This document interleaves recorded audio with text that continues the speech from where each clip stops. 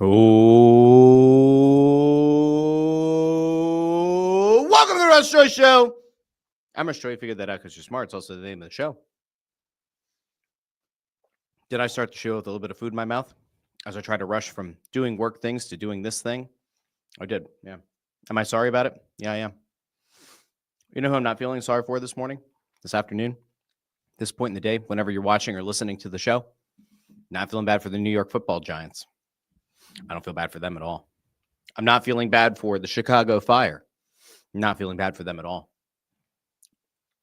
I'm actually feeling pretty damn good because, friends, Romans, countrymen, lend me your ears. It is high time in Philadelphia, baby. Eagles pick up a win over the Giants. The Philadelphia Union get a critical Game 1 win after they blew a multi-goal lead. A critical Game 1 win in their first-round series against the Chicago Fire.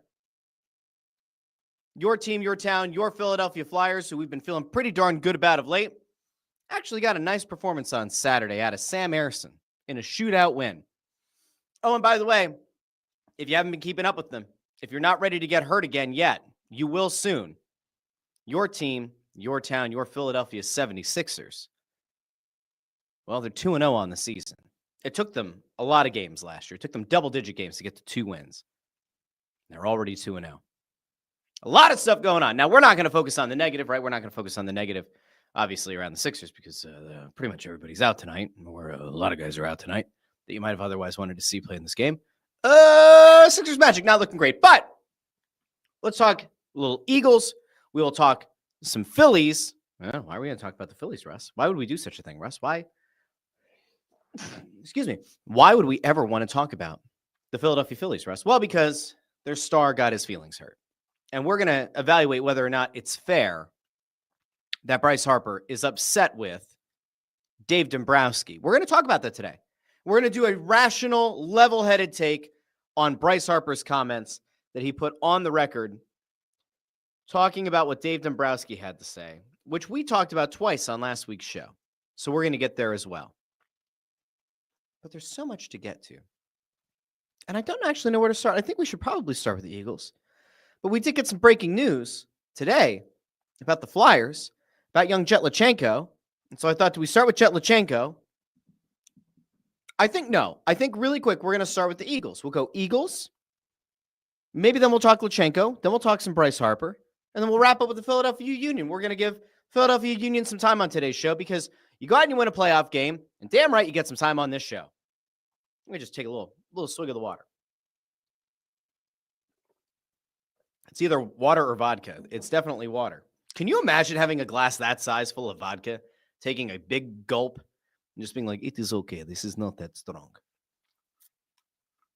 All right, let's start with the Eagles. Let's get a little bit of positivity flowing through. Now, of course, I did due diligence today, and I took a goosey gander of what was being said on social media, and I took a look at what is being put out there by Sports Talk Radio, and I thought to myself, do we really think that things are going to be better on Sports Talk Radio today following an Eagles win, a dominant performance over the New York Football Giants, one in which A.J. Brown didn't play? Did I really expect the discourse around the team to be much improved, especially going into a bye week? My answer, of course, was no. I didn't expect it to be significantly better. But what came out of Sunday? Well, the Eagles beat up on a very bad team, a 2-5 team entering the game, a 2-6 team now after being handed that loss. And the Eagles are 6-2. And the Packers won last night, so they're still the top seed in the NFC. But the Eagles are right in the mix at the top of the NFC, which is where I think a lot of us hoped and kind of predicted they would be, coming off of a Super Bowl win. And so we try to look for positives and things. But we do also have to point out that there are some negatives around the team, at least if you pay attention to Sports Talk Radio, because, well, there are some people who are out trying to drum up, I guess, this is going to sound interesting coming from me. There are people who are trying to drum up some clicks, some views, some impressions, because little birdies have communicated that there are some platforms, could they be radio, could they be TV, could they be both, could they be neither, I don't know, that there may be some positive financial gain for some hosts if they do particularly well on social media. And then it starts to make you wonder, how much of what's being said on air is actually what the hosts believe. Now, I think if we're being fair, we likely recognize the fact that in order for some of the hosts to believe what they say on the air consistently, they either have to be incredibly stupid or incredibly misleading. And I tend to think that at least for a few, specifically ones that I have met, I don't think they're stupid people at all. But if there's a financial incentive for them to maybe drive some conversation, get some clicks, get some impressions on the social media, well, that's one thing. And if those social media videos ultimately bring people into the live conversation where you start streaming on their respective apps, or maybe you tune to their stations or to their TV channel, that perhaps there's an additional incentive there, right? There's the benefit of having more people listening to your show at any given time, and that's lovely and good for them. But I couldn't help but notice that there was at least one radio person who today kind of laughed it off. Ha, ha, ha. I was just trolling. Are the Eagles better without A.J. Brown? And so I had to collect myself. I had to catch myself because I initially wanted to scream bloody murder. I initially wanted to freak out in the worst of ways, and I almost kind of gave into the rage bait. I really did. I came very close, and I thought to myself, is it worth getting upset about a stupid tweet? Because obviously the answer is no. The Eagles are not better without A.J. Brown. Did the Eagles' offense look like a much better balanced offense on Sunday without A.J. Brown? They did. But I would just as much put that on the return at center of Brett Toth as much as I would anything else. Because as we established last week, Cam Jurgens is much more comfortable with shotgun snaps. Brett Toth is fine under center. So play action is once again kind of in the playbook for this team. Surprise, surprise, a play action pass, a rush coming out of a single back formation in the second play of the game. Surprise, surprise, Jalen Hurts under center. Saquon Barkley blows open a run, a 65-yard run, his longest of the season. And the reason that he's able to do it is in large part because of what we saw last week. And we saw that play action really did work when Jalen Hurts is taking snaps from under center. It makes you question, or at least makes me question quite a lot, why there are so many shotgun snaps in the offensive game plan. Because one would assume that based on how Saquon Barkley was running on Sunday and based on how he did last week, you would think you would see more snaps from under center because it puts a layer of doubt in the defense's mind. Will Saquon Barkley actually rush this time? And if so, will he blow this thing open? Oh, Saquon Barkley's rushing very, very efficiently. I wonder if this could be to set up play action. And you have to respect both elements of the offense. I am not saying that this Eagles offense looked better with A.J. Brown or without A.J. Brown. It flowed. It looked slightly more versatile. Are they ultimately a better team without A.J. Brown? No. A.J. Brown is their number one receiver. I love Devontae Smith. I love what Devontae Smith brings to the table. And I would say that on a lot of teams, Devontae Smith is pretty undoubtedly a number one wideout. And you could even make the case that were it not for A.J. Brown, Devontae Smith would be the number one wideout on this team. But A.J. Brown is a legitimate game breaker in every sense of the word, and he's a guy who is able to make impactful plays in all different parts of the field. Devontae can do that as well, but A.J. Brown does it differently. And if this team is going to hit its ceiling or even break through that ceiling and reach the pinnacle of the sport again and compete for a Lombardi trophy and maybe even win one, they need to have A.J. Brown. They do. They are a significantly better team with him as an option. Now, if your thought here is, well, A.J. Brown didn't play in the game, so Jalen Hurts didn't feel like he needed to force the ball to a specific receiver, and as such, you saw more guys getting involved. As such, you saw Jahan Dotson go up over a defensive back and rip the ball away as he scored a touchdown. If you watched Jalen Hurts seemingly finding Devontae Smith at the right place at the right time, consistently, not forcing it his way, well, yeah, you could make a case that the offense looked better on Sunday.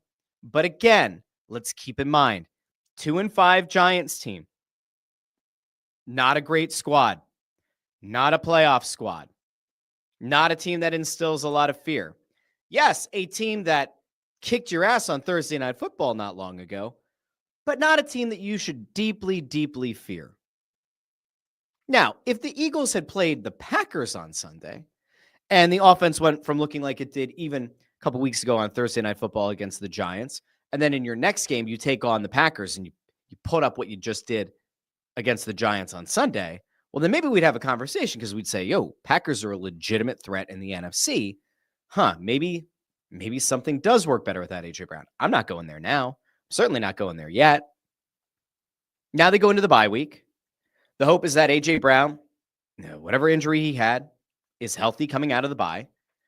I saw a thing going around on social media today of Hugh Douglas opining that, Jeffrey Lurie's comments plus the game that the Eagles put out offensively on Sunday was almost a sign, a signal, a message that no one is bigger than the team.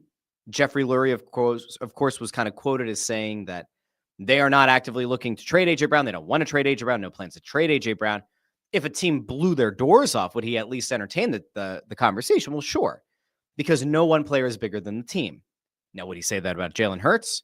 If Howard Eskin had any pull, he would certainly listen to it because Howard Eskin, said to Dan Sileo a few weeks ago that Tanner McKee is probably the better quarterback on the roster, which, again, make of that what you will. I shan't delve too deep into that. But this Eagles team kind of looked like they got their mojo back on Sunday. Kind of. I'm not ready to say they're all the way back because there were a couple of touchdowns in this game allowed by this defense that should not have happened. And if we're being honest and we're being fair, this should have been a much more lopsided final score than it ultimately was. And yet, we can still sit back and say, it's a heck of a win. It's one that kind of exercises the demons of a overwhelming performance on Thursday Night Football against the same Giants team. And you say to yourself, all right, I'm ready to be hurt again by the Eagles. But then again, we're not that far removed from a Super Bowl win. How much hurting is there really to be done? Now, Saquon Barkley on the day had himself a hell of a game. We all know it. We all got to experience it. It was nice to watch Barkley actually break open a 65-yard run on the second play of the game and kind of makes you feel like, you know what? That guy's still in there. If there was any hesitance, if there was anybody worried about whether or not Saquon Barkley could rediscover the form that he had a season ago, this game should have done something to give you a modicum of hope that he is not washed. Now, I had no concern at any point that Saquon Barkley was quote-unquote washed. I had no concern that Saquon Barkley's efficiency was going to drop off the edge of a cliff. I didn't put Saquon Barkley's inability to produce the same way as he did a year ago on Saquon Barkley. I think a lot of it has to do with offensive line injuries, and I think a lot of it has to do with a play caller still trying to figure it out. He certainly did a better job of it on Sunday. Saquon, 14 rushes for 150 yards and a touchdown. That's a 10.7 yards per carry average.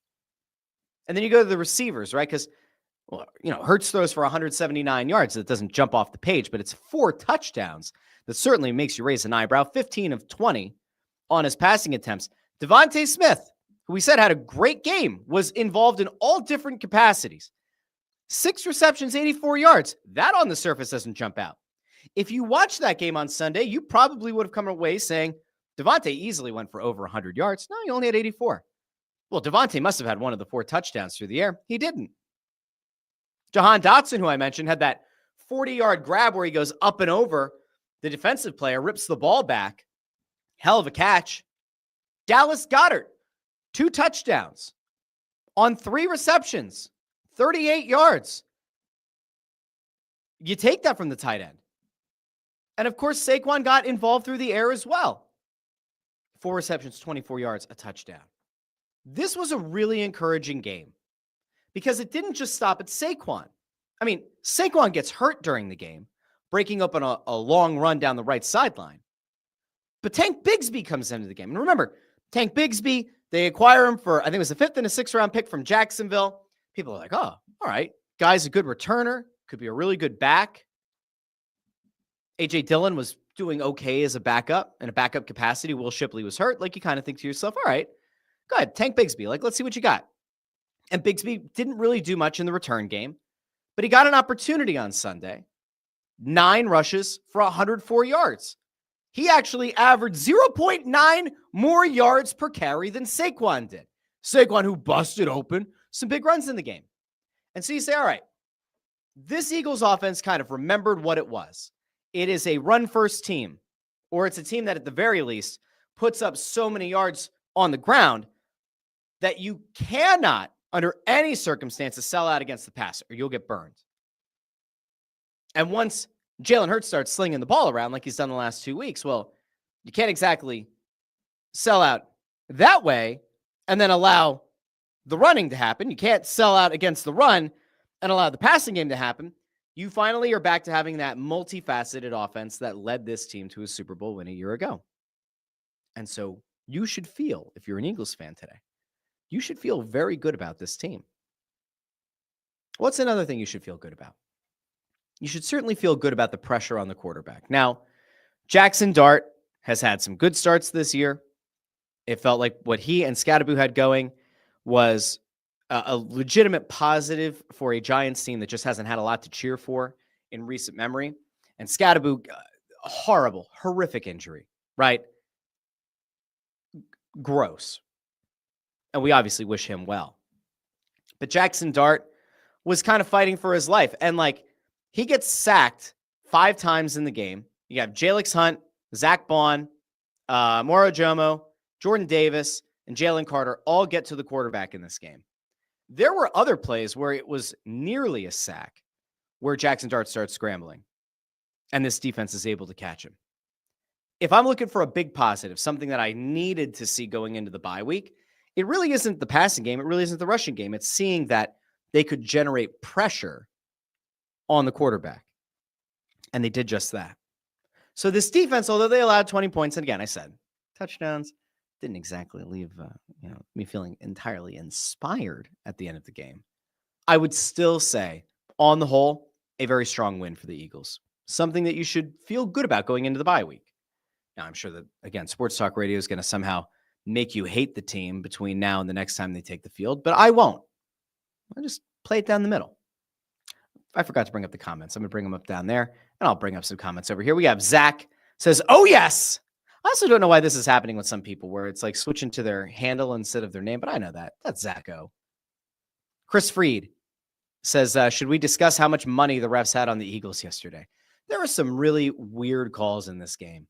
The weirdest call, if you were going to approach this from a perspective of this game was rigged for the Eagles, well, without a doubt, it's the tush push where Jalen Hurts reaches the ball across, and that did not go well. Ball gets ripped out. That should have been a fumble. He's not down.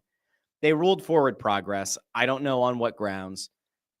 Even I sat there and said, no, that should be a fumble. And I get why Brian Daboll was upset as he was. I mean, he was very angry. Let's see. Landros 2 says Eagles win was solid on a bunch of levels, including winning with 3 starters out. It's also correct. On the offensive line, A.J. Brown being out. You didn't get to see Brandon Graham come back yet. He'll come back after the bye. We'll see what he ends up looking like. Josh Gaynor over on YouTube says, what a great weekend in Philly sports. All 4 teams won at home. Not sure if that's the first, but it was cool to see. I did not dive into the historical stats. I probably should have for this one, though. Tonight, we get the sports equinoxes going on. So that's always fun. Some of the sports books run a special for that. You can go search it. Might find something interesting out there. Connor Bus is Philly 4 for 4 this weekend. Union looked a little shaky at the end. Hopefully it was a one-off, as that's an old habit for us. An old habit us fans know all too well, giving up late equalizers. We'll get to the Union at the end of the show. Don't you fear. We will be here. Let's see. A lot of people getting upset about Jet Luchanko. We're going to get there in a second. We're going to skip past that for right now. Ford says, I was actually able to relax a little bit in the fourth quarter. Good for you, Ford. Good for you. Good for you. Let's see. Chris Freed says the Giants game ended with the running back shattering the ankle. Yeah, I mean, that's something that I don't exactly know how you come back from it. Right? You watch your teammate, somebody that you're in the trenches with, somebody that you go to battle with every week, every day in practice. You watch his ankle and leg kind of detach from each other. that's going to rattle you no matter what. No matter how strong mentally you are, no matter how in the zone you get playing, that's going to be really hard. Let's see. Joe Papel talking about the Packers last night says their offense looked unstoppable last night. I was actually more amazed by what Pittsburgh was wearing in that game. I showed my kids what the Steelers ended up wearing last night. And they were like, Dad, why are the Steelers wearing khakis? And I was like, well, that's a good question. And my daughter was like, why don't the helmet and the jersey match? And I said, well, that's also a good question. And then one of my other sons said, well, Dad, I haven't, like, why don't the lines reach down all the way to the bottom of the jersey? Like it stops. Like here, for those who might have missed it, although I imagine all of you watched this or saw some version of it or saw a highlight. This is what the Steelers ended up wearing last night. And like, so again, like to my kid's point, these do look like khakis. The stripes don't go all the way to the bottom of the jersey here. They go up to the shoulder pads. And this yellow on the helmet does not match the yellow on the jersey. Now, you may be saying to yourself, Russ, you metrosexual, you very well-dressed and fashion-forward gentleman, you. Why do you care so much? I don't. But it is kind of weird. It was kind of a weird look on national TV. Those do legitimately look like khakis. I have lots of questions. I don't know what the Steelers thought they were doing. Was the goal to drum up conversation around the jerseys? I can't imagine it was, but maybe. All right, so that's where we're at on the Eagles. We went a little bit off there. Derek Len says best pass rush game, or pass rush's best game. It'll be stronger the rest of the season with BG back and Nolan Smith's upcoming return off IR. That part, I actually agree with the latter part more. Nolan Smith coming back is going to be gigantic for this team. Obviously, Brandon Graham, if he comes back and he's even serviceable, that's going to be an upgrade for the pass rush as well. All right, so the Eagles. We love the Eagles. We feel great about the Eagles. We're not gonna lose our minds here. We're not gonna drum up some kind of bullshit. AJ Brown doesn't belong on the Eagles. Trade him for, whatever the hell. No, we're not doing that. That's dumb. And I want you to do me a favor. This week, any sports talk radio person, any of them, I don't care who it is, any of them who try to rage bait you or Twitter or wherever into thinking that the Eagles are actually truly better without AJ Brown, I want you to tag me. You can see my tag down here at Joy on Broad. I want you to tag me this week because I would like to question those fine folks if that's the truth. I also will probably have a decent idea if that person does believe what they're saying on air. But if anybody tries to rage bait you into the belief that the Eagles are better without AJ Brown, I want you to tag me. I want you to let me know. All right, now, that's the Eagles. We like the Eagles. We feel very good about the Eagles. We've also been feeling pretty good about the Flyers. We're going to go to the Flyers next. Then we'll go to the Phillies. Then we'll go to the Union. We are mapping out for you a very clear and concise roadmap of the show today. I hope we have a show on Wednesday. I'll be in New York. Let's hope that I remember to take my recording stuff and I actually do a show on Wednesday. Don't blame me if it doesn't work. I think it'll work, but I don't know. Okay. We have to talk about Jet Luchanko. I know that people feel a certain kind of way, and I see it in the comments. There are a lot of people who feel a whole lot of ways about Jet Luchanko, and they feel about how the Flyers made a mistake in drafting him, and that Steve Bouillon was a better pick, and that it was a total disaster class in reaching for a player who's not at the level of where he was selected in the first round. So the Flyers had a decision to make. They could keep Jet Luchanko at the NHL level, and they could try their damnedest to stretch this thing out as long as possible, and they could try to keep him up here as long as possible with the 9-game tryout, and then eventually send him back.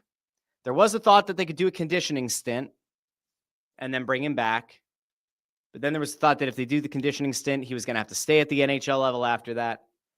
So today, the Flyers put everything to rest. They're not going to continue out the 9-game tryout, as it were. They are simply sending him back to Guelph. So the Flyers put this out this morning. We have returned forward Jet Luchanko to his junior team, Storm City, in the OHL. So that's good old Guelph. Now, Guelph is apparently having a better season than they have had in recent years, and we could go about this a few different ways. Now, I've been pretty clear how I feel about the selection of Jet Luchanko. I thought at the time it was a stretch. I thought at the time this was trying to big brain their way into a player that I just wasn't totally sold on being the guy at that spot. And then the Flyers, in doing so, ultimately passed over Zeev Buium.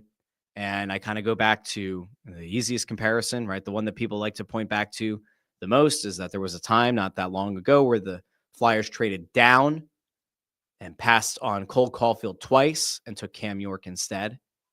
And I have not been the biggest Cam York fan. He's looked pretty good this year so far. But Cole Caulfield is a dynamic scorer and somebody that this team certainly could have used, a sniper that this team could have used.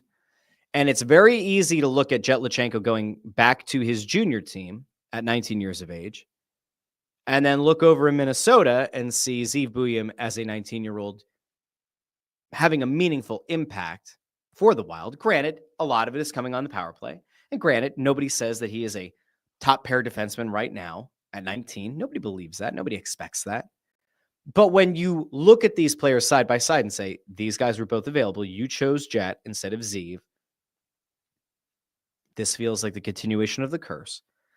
I don't know how to make anybody feel better. It's also not my job to make anybody feel better. It is not my job to peddle talking points from the Philadelphia Flyers, which they, thankfully, intelligently, they do not try to give me. Because as I've said for a long time, the second somebody from that organization tries to tell me what to say on my show or what to say over on Snow the Goalie, that is when I am done.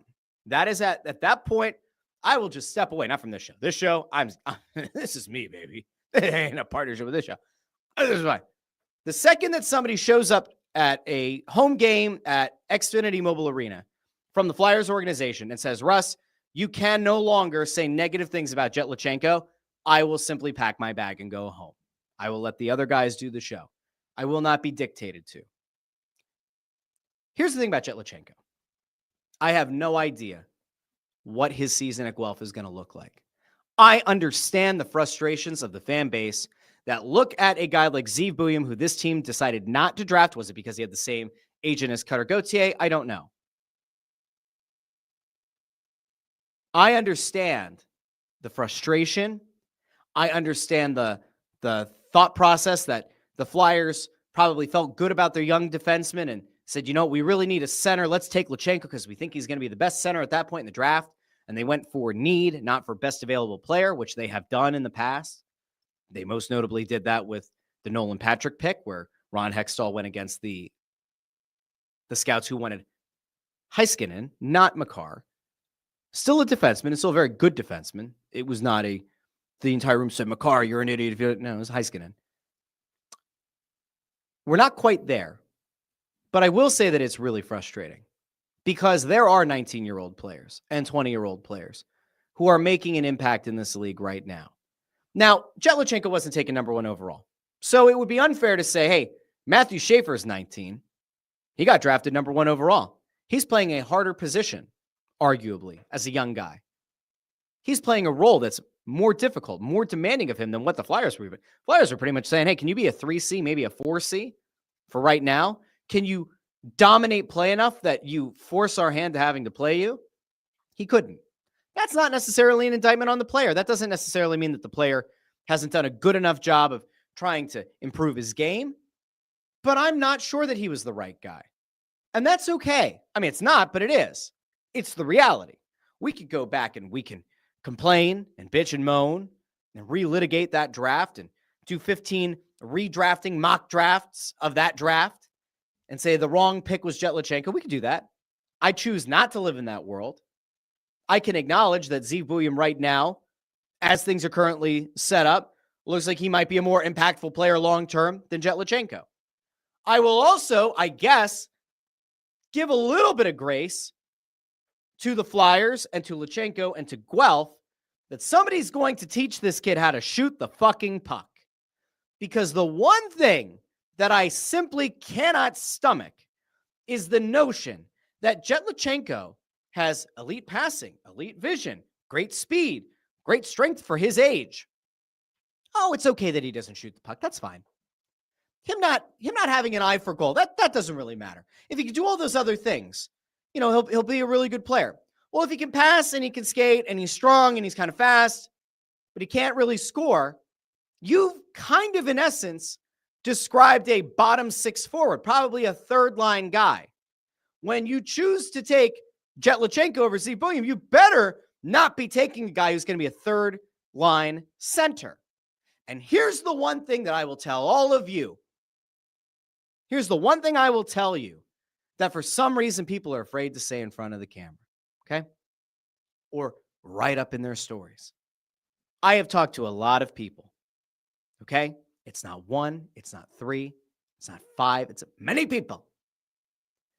The overwhelming majority of people that I talk to whose opinions I respect, who have either worked in the game, played the game, covered the game for decades, the vast majority of those people right now think that Jet Luchanko is closer to being a third-line player than being a top-line guy. And based on where he was chosen in his draft, that is unacceptable. It doesn't mean he is doomed to be that guy. But just based on how things have gone to this point, based on the fact that he can't go to the most developmentally appropriate place because of a bullshit rule, and because the OHL are cowards, which is the AHL, he should be in the AHL with the Phantoms. Since he can't be there, he has to go back to Guelph. One of two things is going to happen. He's going to play for Guelph. Guelph is going to be okay. Guelph is going to be bad. I don't think Guelph is going to level up and become a powerhouse. He'll go there. Hopefully, somebody will get through to him. You need to shoot. And maybe he goes down to Guelph. He works on his shooting. He looks like a more well-rounded player. He builds some confidence. He goes and plays at World Junior for Canada. He takes everything that he's worked on this summer with the Flyers and around practices and in some NHL games and then with Guelph. And maybe he finds that scoring touch and he takes it with him to World Juniors. He lights it up. And we all look back on these few months of people saying, man, what a bad pick. Maybe we look back on it and say, what a vast overreaction to a 19-year-old player. It's entirely possible. There's another possibility. Maybe Guelph trades him. Perhaps the Flyers, in some way, shape, or form, communicate to Guelph, look, we're happy to send him back, but it'd be really nice if you could try to move him to another team. Maybe it'll happen. I have no idea. What I do know is that the likelihood of Jet Luchanko returning at the end of this season, once his junior season's over, the idea that he's going to come back here and is going to play meaningful minutes on a potentially playoff-bound Flyers team seems practically non-existent. The only way that it works is if Luchanko absolutely tears up Junior, tears up World Junior, and then comes up at the end of the year. And the Flyers to say, you know what, you went from undesirable to undeniable as a player this season. And then he's playing for that team. I don't see it. Here's the other problem. I talked about this on the Press Row show the other night. The real issue isn't even that Luchanko hasn't developed in the way that you would want as a scorer yet. It's not even the fact that he hasn't torn up the OHL yet, which he fucking better this year. If you're going to go back down, you better figure it out. You have to look like a man among boys. You have to absolutely dominate the opposition. If we're looking at a 15-goal season out of Jet Luchanko in junior this year, yeah, then you start sounding a lot of the alarms. There is a path that he could be a productive NHL player. There's a path that maybe he goes to junior, plays well. Maybe he gets a call up here late in the season, does well. Maybe plays in the playoffs, does well. Goes into training camp next year, goes into the preseason and forces the Flyers' hand, and he makes the team out of camp next year, and he plays meaningful minutes for this team in the 2026-27 season. But man, if he doesn't, and he ends up with the Phantoms in 26-27 and never plays well enough with the Phantoms to force the Flyers' hand to bring him up, and then you say at the end of that season, wow, going into 27-28, will Luchanko ever amount to anything? That's the problem, right? This is his age 19 season. Next year, his age 20 season likely will be in the AHL. If his age 21 season comes around and he hasn't developed that scoring touch and he hasn't forced the Flyers' hand, then I'm concerned. And yeah, you could go back and you could say, hey, 21 for a center is still young. That's true. But there are certain things I look for. Does he have elite vision? He does. Does he have great passing ability? He does. Does he have great speed? He does. Is he strong? Yes. But you have to be a well-rounded player to be a top 6 forward in this league. And if he's going to play as a potential 1C or 2C, I have no idea where he's going to be.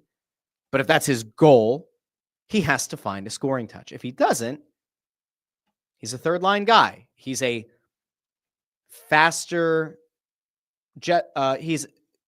He'd be like a faster Scott Lawton with better vision. That's not good enough.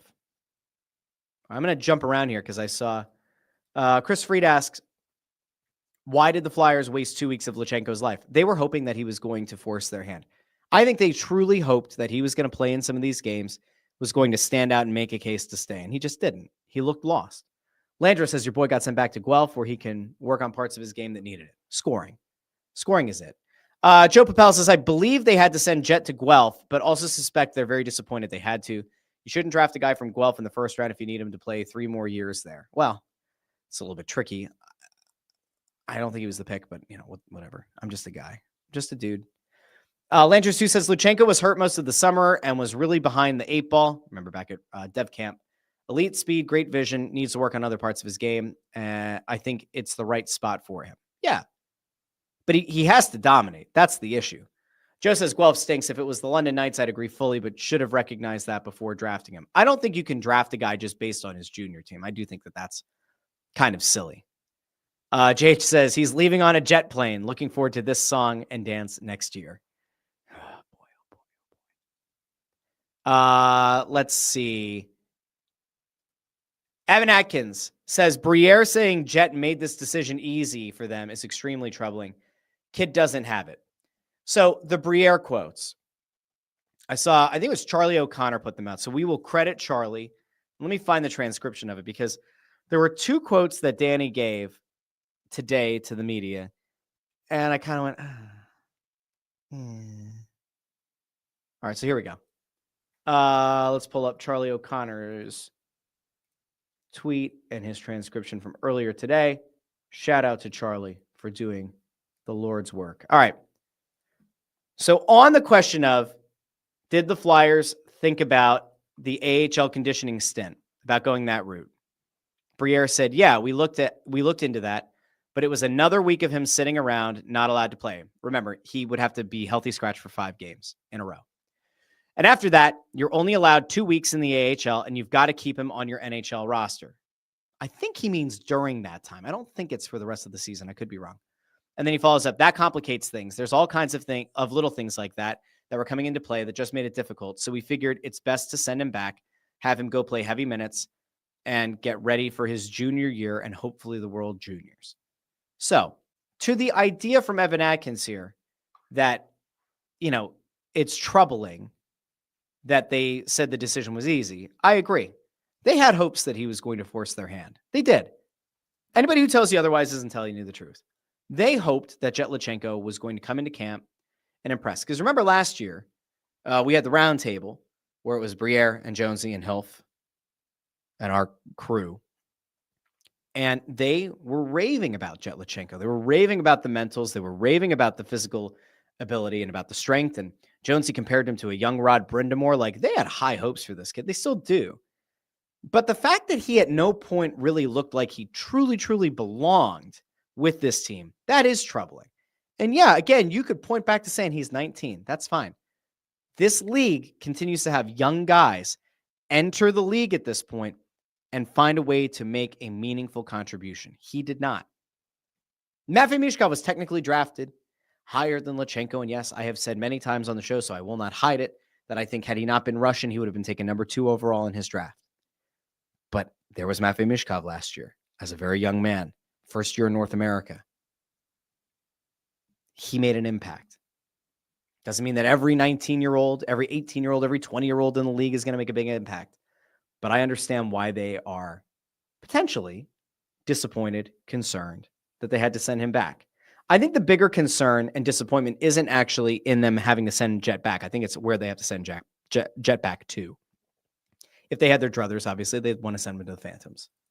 Zacho says, Zegras is getting me real excited. Would be huge if he turns into a key star player on our team. Helps ease the sting of Luchanko going back to Guelph. Zegras has looked really, really good. I don't want to get myself pushed too far into the camp of like, Zegras could absolutely be a 1C. I don't want to go there. He has to learn how to win faceoffs. That's huge. But if Zegras can be like your 2C for a long time and be a dynamic playmaker for a long time, that's a big win. I'm high on Jack Nesbitt. I don't know why. There's something about the combination of size and the other intangibles that makes me say like, yo, I have, oddly enough, more hope for Jack Nesbitt being a legitimate impact player than I do for Luchanko. If either one of those guys can somehow develop into a 1C, well, then you're fine. Then you have him and you have Zegras, and you'll have like Sean Couturier probably playing like 4C at that point. And, maybe you're a good team. I don't know. I have no clue. DMD44 over on YouTube says, I actually believe our baseball organization and hockey organization leave players in the minors too long at times. I can't think about recent memory of the Flyers keeping a guy down in the minors for too long. Somebody can correct me. I can't think of anybody that comes to mind. The Justin Crawfords of the world, I think that's a very fair criticism. The Andrew Painters of the world this year, that's a very legit criticism. Let's see. Joe Papel still going in on this about like the junior team. Says they knew up front he couldn't go to the AHL regardless of the dumb rule. It's a bad pick. So Joe Papel is flat out on Jet Luchanko. He'll have to come up to the press row show and tell Anthony Sanfilippo all about it. Zacho says, I know this is a lame excuse, but he is still pretty young. He does have a runway to get better, but he really needs to improve his offense. That is also correct. 100%. Let's see. Now, I think I'm good on the Flyer stuff. I want to make sure that we get to the other stuff before the show has to wrap up. I'm going to take you to a place that I didn't think we were going to have to go. I am unfathomably disappointed that this is a thing. I really am. I'm going to put it like this. I routinely talk on this show about the importance of assessing a player based on their performance on the field, on the court, on the ice, but then also taking into account that there is a human element, that there are a lot of other factors at play with how a guy ultimately performs on game day. And so I try to look at the human side of things in addition to what we end up seeing on game day. I can't begin to tell you how absolutely disappointed I was in Bryce Harper's response to Dave Dombrowski's comments at a media press availability like a week and a half ago. So to recap, Dombrowski comes out and at a press conference is actually candid, tells you the truth, doesn't sugarcoat anything, but also isn't egregiously like over the line. Dombrowski says, paraphrasing here, did Bryce Harper have an elite season? No, he had a good season. Can he reach that elite level again? I don't know. Some guys at his age, and I'm not saying that he's an old player by any stretch, some guys, when they get to a certain age, they level up and they can return to that level. Some guys don't. That's what Dave Dombrowski said. And so I've opined on this show that Dombrowski might have been candid and not really thought this one through, or he might have been candid because he was trying to light a little bit of a fire under Bryce Harper, or if you're insane, Dave Dombrowski wanted to piss off Bryce Harper so he'd be willing to, potentially discuss a trade and getting out of town because his contract is at some point going to look pretty bad, potentially. The performance certainly isn't going to be there at the end of the contract, and his best years are probably behind him. I didn't think it was really the third option. I thought the second option was in play, light a little bit of a fire, but I really do think that Dombrowski was just being honest. And I don't think Dombrowski was being unfair. And we talked about this last Friday. Dombrowski goes on to a baseball podcast and says, I can't believe the life that this comment took on. I wasn't saying anything negative about him. He had a good season. That was a compliment. We're used to elite seasons. I was trying to compliment him. Bryce Harper came out with some of the weakest fucking comments he could have possibly come out with. And he runs to Matt Gelb over at The Athletic. I mean, he ran to The Athletic faster than he ran to first base at any point in the postseason. See, that's clickbaity. That's rage baity. I don't actually mean that, but I'm acknowledging that. Okay. Bryce Harper, among the many quotes about Dave Dombrowski's quotes, says, quote, "It's so disappointing to hear me being questioned about my contribution to the team. Just really hurt by that notion because I love Philly so much. So much." Yo, Bryce, you're like the face of the team, right? Right? You're the guy. You're the team. You're the guy that like the team has effectively built around, right? Like you are the reason in a lot of ways that a lot of free agents decided to come to this team. You're the reason that a lot of people want to play in Philadelphia. Can you like man up a little bit here? Just a wee bit. I get the fact that Bryce Harper's, forearm is the size of my thigh. Like I get it. I get that Bryce Harper's a big dude. I get that Bryce Harper's been an MVP. I get that Bryce Harper's historical stats in the postseason have been really, really impressive. But Bryce Harper was not impressive this postseason. And I would also argue he really wasn't impressive last postseason either. Dave Dombrowski could have taken a lot of heat off of himself and kind of thrown it onto the player if he had said, hey, I think that we had a really good team. I think we actually had the best team in the National League. And if some of our big money guys like Bryce Harper would have shown up in the playoffs, we probably would still be playing. We would be taking on the Blue Jays. He could have come out and said, hey, you know what? Maybe if Bryce Harper doesn't hit 200 in the postseason, maybe if Bryce Harper has, I don't know, more than 0 home runs, more than 0 RBI, maybe if he does something of value. Oh, well, he did have a double. He had a single double, but he had 200 in the postseason this postseason. Not good enough. Last year, he hit 333 in the playoffs. You feel like, hey, that should be okay. What was Bryce Harper supposed to be last year? What's the thing that Bryce Harper's really supposed to be? Is he a guy for average, or is he a guy that flips the game on its head with a big hit, an extra base hit, a home run? Last year in the playoffs, he had 1 home run, 3 RBI. Now, I'm fair. I can point to the Dodgers. I can say Shohei Ohtani had a really underwhelming series against the Phillies. He had a mostly underwhelming series against the Brewers until he single-handedly took over a game and had one of the best, if not the best, postseason performance on the mound and at the plate in the history of the sport. And I would even point to past years. Shohei Ohtani hasn't exactly made himself Captain Clutch. So there are times where star players don't perform in the biggest moments, and the rest of their team has to pick them up, which is where we can come back to Trey Turner didn't get it done. Kyle Schwarber got it done in 1 game, but otherwise didn't get it done. But Bryce Harper is out here complaining as if Dave Dombrowski said, this piece of shit, Bryce Harper, who we're paying a lot of money to, did absolutely nothing for us and really cost us the series. That's not what he said. He said, Bryce Harper had a good season, not an elite season. Can he return to that elite level? I don't know. Some guys can, some guys can't. What was unfair about those comments? I've given my all to Philly. And then there was another quote where he says, I have given my all to Philly from the start. Now there's trade talk? I made every effort to avoid this. I heard it in DC. I hated it. It makes me feel uncomfortable. Hey, Bryce, you're one of the best players in the sport. You are long considered one of the faces of Major League Baseball.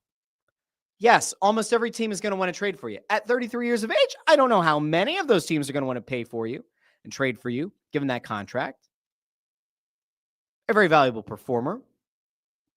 Prime years might be past you. I don't know how many teams are actively trying to trade for you, but there would be some. Where did the trade talk come from? Was that Dave Dombrowski? No. That was some radio people. That was some newspaper people. Yeah, newsflash. Trades are discussed all the time. Hypothetical trades are thrown out all the time. Why are we acting like this is new? This happened all the time in DC. I was afraid of this. I made every effort to avoid it. I hated it. It makes me uncomfortable. You make a lot of money. I think you can handle. I think you should be able to handle it. It makes me uncomfortable to have my name in trade discussions. Then retire. That's one way to guarantee you won't be brought up in trade discussions. Retire. I don't want you to do it. Nobody in Philadelphia wants Bryce Harper to retire, but you're uncomfortable that your name came up in trade discussions with whom? Writers and radio people. What are we doing here? What are we talking about? By the way, pandering to the Philly fans, I've given it all to Philly. I love Philly so much. Yeah, we fucking get it, dude. We get it. You have the Fanatic stuff. You have the Fanatic cleats. You have the Fanatic elbow brace. You have the Fanatic everything. We get it. You love it here. Awesome. Or at least you want us to believe that you love it here. It's great. Deliver in the postseason. When the rest of the top of the order goes cold, make a legacy-defining hit. Oh, Russ, remember Bedlam at the bank? I do. It was a great moment. It feels like an eternity ago. Because it kind of was. Didn't get it done last postseason. Did even worse this postseason. I'm sorry. I don't feel bad for Bryce Harper that his feelings got hurt by Dave Dombrowski by saying it was a good season, not an elite one. Get over it. Move on. Just stop. It's absolutely ridiculous. I hope it lights the fire under Bryce Harper's ass. I hope he comes into spring training pissed off. I will also point back to something that was like very early on in the early days of this show. There was a time that Bryce Harper wanted an extension on an already unfathomably long contract. And I said, that is the dumbest thing that the Phillies could do. And I stand resolute in that belief. I have not wavered a single bit. If he were to come to you and say, either extend my contract or trade me, bye-bye. I would want nothing to do with an extension on his deal. I think he's a really good player. I think he's going to be a very good player for a few more years, and then that is just going to fall off. The likelihood of Bryce Harper at 38 being the best player on a World Series contender are practically non-existent. So you can live in the moment. You can live in this world where people argue on Twitter as if Bryce Harper is still at his peak powers and he's going to stay there for 5 more years. Or you can live in reality where he's a really good player, a very good player, an all-star level player, like Dave Dombrowski said. But he might not be the elite player. He might not be the top echelon of players anymore. He might not be the guy who could be the best player on a World Series team. And that's okay. It's on Dave Dombrowski to find that guy and to bring him into the fold. Chris Freed says, if Bryce started using those special vitamins, oddly enough, I tell people this all the time. I would totally be in favor of steroids coming back for baseball. Just legalize steroids. You're making a decision to potentially alter your life in a very negative way. There are terrible medical risks involved with it. But if you choose to do it, you can do it. Baseball, I think, would be even more entertaining. I know it's crazy. I would not be opposed to steroids back in baseball. Would HGH help Bryce Harper? I don't know. All right, let's go out to the comments here real quick. Landros says, Dombrowski looks like the psychiatrist from the movie Good Will Hunting. I didn't read the back end for this comment. I can't actually think of it, though. When was the last time I watched Good Will Hunting? It's been a long time. I'll look the guy up. I always call him tmood.com, Mr. Rogers. Connor Bus says he can be honest about talking about Dombrowski. He can be honest about someone like Kepler or Marsh, not one of your star players and franchise cornerstone. It doesn't end well. It shouldn't upend this entire team to speak the truth about one of your highest paid players. Ray Supper says, always remember, in actuality, the Phillies are a multi-billion-dollar business and need to follow the money to figure out what's going on. A look at Bryce Harper's 13-year contract provides the answer. You know what? I will unleash this because I put this on Twitter, and I will continue with this belief. Okay? Brian says, here you are making sense. Don't you know you can't do that here? I don't know. Well, at this show, you can. Some other places, maybe not, but on this show, you can make sense. I'm gonna put this out real quick. Okay? It is actually disrespectful of Bryce Harper to get himself so worked up over Dave Dombrowski's comments saying that he had a good season, not an elite season. Bryce Harper running off to the media, running off to the Athletic, complaining, I love Philly so much. It hurts my feelings. I wanted to avoid all this trade stuff. That is actually disrespectful to Jalen Hurts. How do you link the two? Here's how. Jalen Hurts, week in and week out, has been trashed by some fans, by a lot of media, talking heads, national media pundits, including former coaches, former players, former front office executives.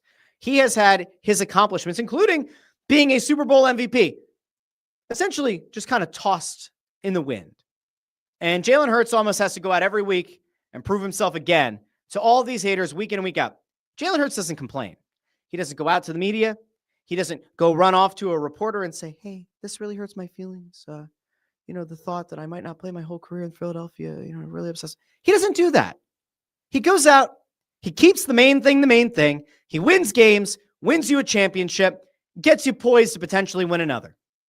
Bryce Harper panders to the fans, is lauded by the fans, is widely considered practically at a god status by the fans, has an entire large subset of the fan base that believes he can do no wrong, and that his underperformance in the postseason, especially this year, well, that's not really his fault. All these other guys also didn't perform, and how can you expect a guy to actually perform if nobody else does? All that.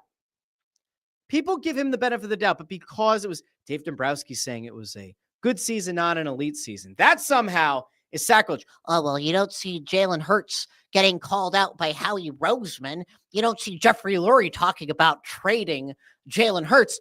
Dave Dombrowski didn't talk about trading Bryce Harper either. He didn't say, oh, yeah, we're actually open for business. If somebody wants to make us a trade for Bryce Harper, we'll have the conversation. He didn't say that.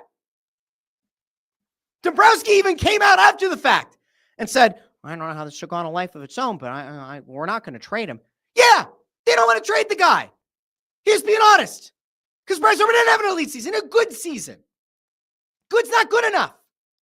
When you're that highly paid, when you are the face of the franchise, when you are the cornerstone, when you are the guy that was signed to be the best player on a World Series contender year in and year out, and you hit 200 in the postseason, you have no home runs, no RBI, tough shit. You don't like the fact that the GM, the president, whatever, called out and said it was a good season, not an elite season. You don't like it, walk away. Just take a deep breath, find something else to do, and come back in spring training with a fire lit under your ass. That's what you should do. The question is that what you will do? That's what we all need to see. Okay.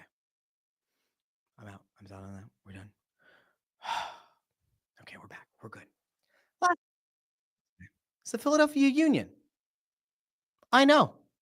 I think early in the history of the show, I talked about the Union a good bit.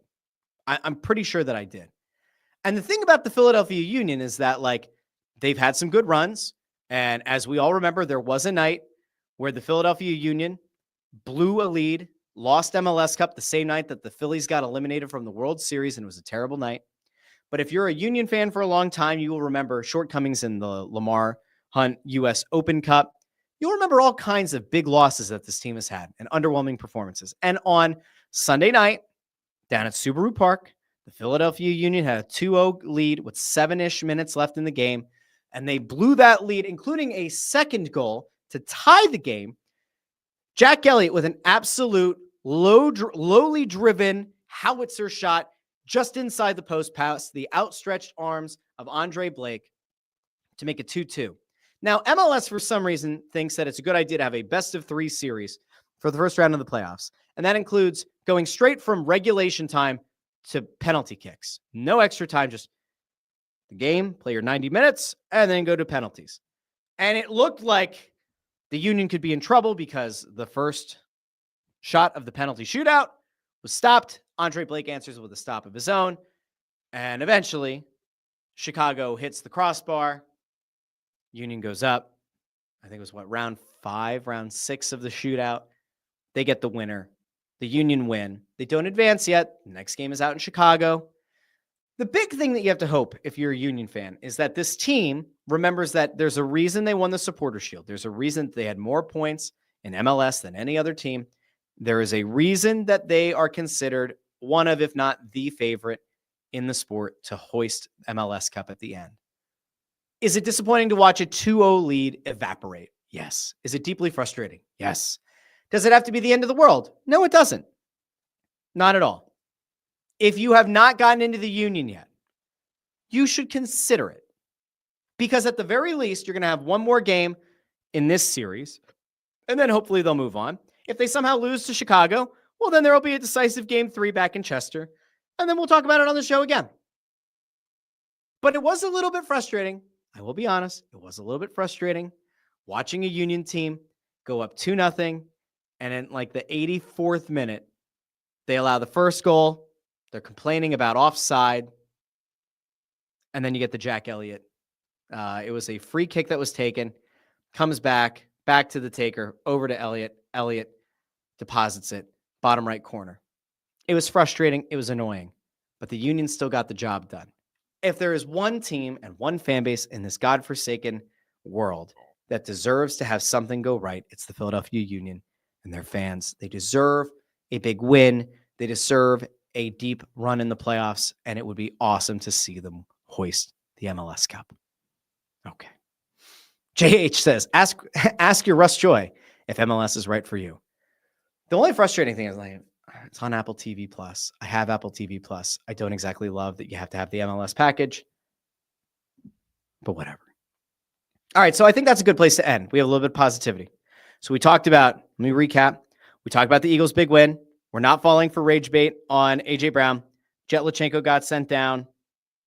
Bryce Harper's a weenie. The Union won. Okay.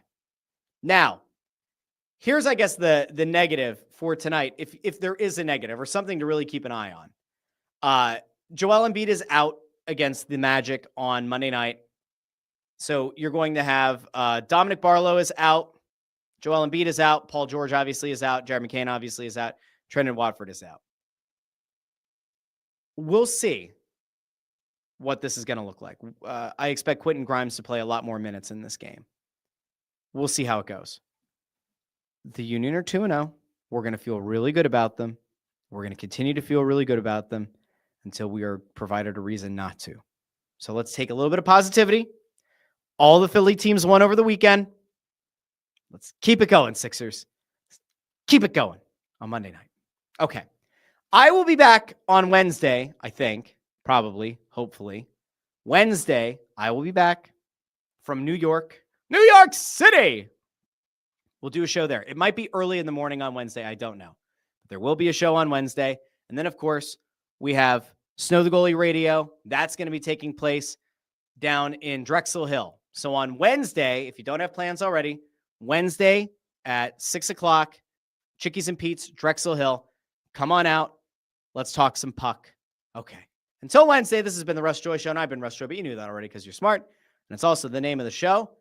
We now go out to the brand new, kind of similar as the last one, but this one, this outro video has our own composed music and not the music of somebody apparently from India who's filed multiple copyright claims through Spotify and gotten the Russ Joy Show taken down, I think 3 episodes in a row for a clip that is at the very end of a show as part of an outro video. I'm not bitter. I'm just annoyed. Anyway, talk to all of you on Wednesday here on the Russ Joy Show. Have a great one, everybody.